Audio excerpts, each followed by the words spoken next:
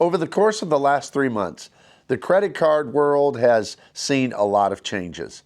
We've seen that the Venture X has changed some of their policies in regard to what used to be the best lounge access available. And then we saw changes to the Chase Sapphire Reserve and then the American Express Platinum card, along with the new Citi Strata Elite being launched. So everything's changed over the course of the last few months. So naturally, spending and a wallet setup would need to change as well. So today we're going to go over what's in my wallet for the fourth quarter of 2025 and how all of these changes have impacted how I'll be spending in this upcoming quarter. If you would, hit the like and subscribe button and I'll share it with you.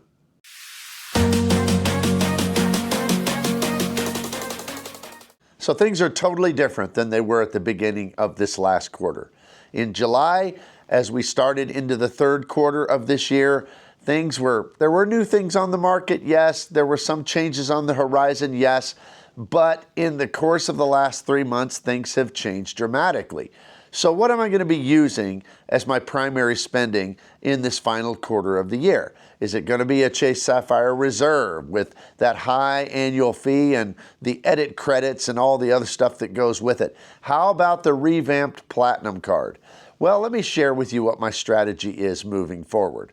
So I've mentioned in some of my videos and lives before that I'm kind of in a stage where I think I'm slowing down on some of my sign-up bonuses, but I'm still working on one right now, and that is on the Hawaiian Airlines card. And this, of course, as of the beginning of this quarter on October 1st, this card now earns Atmos rewards, which is basically Alaska Airlines rewards currency, which is a good thing because Alaska has some of the most valuable and some of my very favorite points. So I'm working on this sign-up bonus. It's a two-tiered sign-up bonus, with the first part being 50,000 points after you spend $2,000 within the first 3 months, and the second part being an additional 30,000 points if you spend a total of $5,000 in the first 6 months. So I'll have quite some time to be working on that. I've had the card about a month and a half, something like that. So I'm going to easily hit that 2,000 spend and then probably start working on that higher bonus spend. However, I'm going to also add another card. Now, it's not going to be a new card sign-up bonus. It's going to be an upgrade bonus. So as long as it's still available, and it's been available from my card for about, I don't know, a couple months, and so I'm assuming it won't go away right away, is they are offering me to upgrade with my American Express Business Gold card, one of them, I have two, upgrade it up to the new Business Platinum card. I think I'm going to do this because the upgrade offer is if you spend $10,000 in 3 months, then you receive 120,000 membership reward points. Now, the reason this is interesting to me is because I can't get a Platinum business card if I wanted to, because, you know, it's a once-in-a-lifetime rule. But also, this would be not getting a new card, not adding to any 5 or 624 counts. It would simply be changing a current card, upgrading that card, and I think that's a pretty good upgrade bonus. 120,000 points. Yes, it's 10,000 in spending, but I'm kind of excited about this new Business Platinum card. I'm more excited about the Personal Platinum. I think the credits work better for me. However, the Business Platinum, I'll get the 600 in the FHR credit. Also get the airline incidental credit, which is easy for me to liquidate. I'll also get the $50 a quarter in Hilton benefits and also $150 for Dell.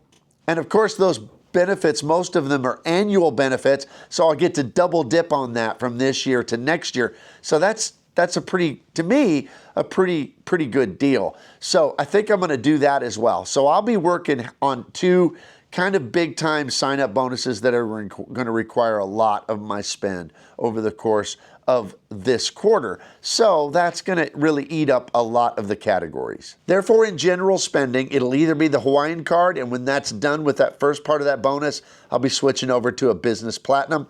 So that'll take up my general spending over the course of this quarter so that I can hit those sign-up bonuses and get all of those points. Now, when it comes to my other spending, basically my dining spending will be on 2 cards. It'll be on the Citi Prestige card, which gives me 5x on dining, and then also on the new Citi Strata Elite card, which gives 6x on Friday and Saturday night. So I often will buy gift certificates, so that'll give me the 6x, and I can do that 8 times a month because of the Friday and Saturday night boost that it gives. So those 2 cards will be my 2 dining dedicated cards for this quarter. When it comes to airfare, I've got quite a few things going on. First of all, the first airfare I'll probably purchase. We've got a couple little trips planned before the end of the year. I'll probably purchase with Delta, with my Delta Reserve. Now that card's getting downgraded, I think in December, so I got to get it done quickly. But I'm going to purchase so that I can use my companion certificate before it expires at the end of the year. So that'll be the first thing. Secondly, I'll put some airfare, at least $50 worth, on the Hilton Aspire to get that $50 credit for this quarter for airfare. And then I'll need to use on my splurge credit with the Citi Strata Elite card, probably with American Airlines.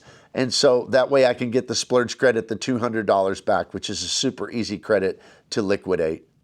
And then after that, I'll switch over to my Citi Prestige card to get 5x on airfare. So that's kind of, I know it's a lot of things to do, but it's several things that are necessary to get all my credits back in the airfare category. Before we move on to the other categories, you might notice that here on my channel, I don't constantly include affiliate and referral links in the descriptions of my videos. I made this choice so that my videos would be 100% driven and motivated by what I feel is best for my viewers without any outside influence. And I've committed to only include links for cards that I truly believe in, that I truly believe would be best for my viewers. If you appreciate this approach, you can help support the channel by using the thanks button below. I really appreciate it. Thank you for all of your support.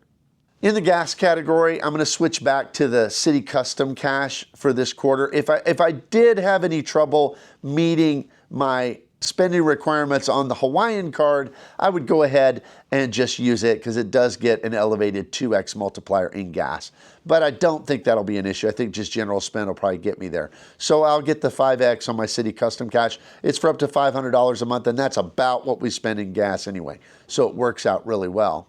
For my cell phone bill, I have it automatically paid through the Chase Inc. Cash card that gives me 5x ultimate reward points on my cell phone bill, which so that works out pretty well. It's a significant amount, and it gives me a pretty good return on that. For hotels, I'm still not quite to where I need to be on my American Airlines status of Platinum Pro. I'm past Platinum, still need to get there. So for a while, at least for this quarter, I'm probably going to book most hotels that aren't booked through one of the other credits on the cards, which that might throw a wrench in this plan. But otherwise, I'll book through the American Airlines hotel portal and use my American Airlines executive card through Citibank, which gives me 10x on hotels through that portal. And then also I get extra points through the portal and extra loyalty points. So it helps me reach loyalty a lot faster with the hotel portal and this card. Next, I have a few kind of random ones that I have to kind of think about every month or every quarter in order to get back my value on credits.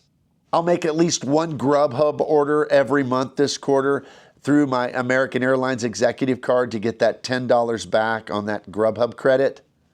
Likewise, I'll go to Office Max or Office Depot at least once a month and use my business gold card that I'll still have after I upgrade to the platinum. And before I get the platinum, I'll use both of the business gold cards to get $20 back a piece at a office supply store. That's one of the credits available on the business gold card.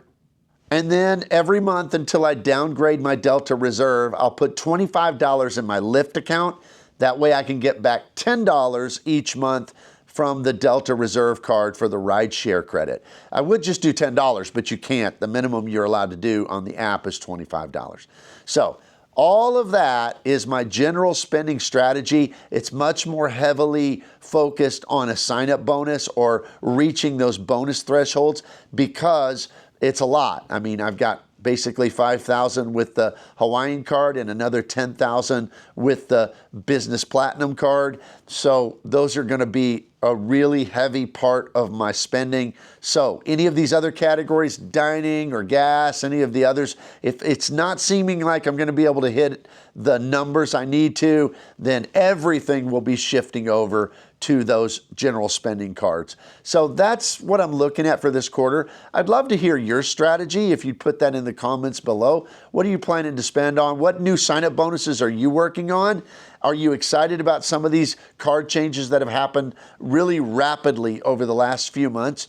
And what are your thoughts on it in general? Let me know down below in the comments. Appreciate you so much and your support. Thank you for tuning in. Please hit the like and subscribe button, and I will see you here next time.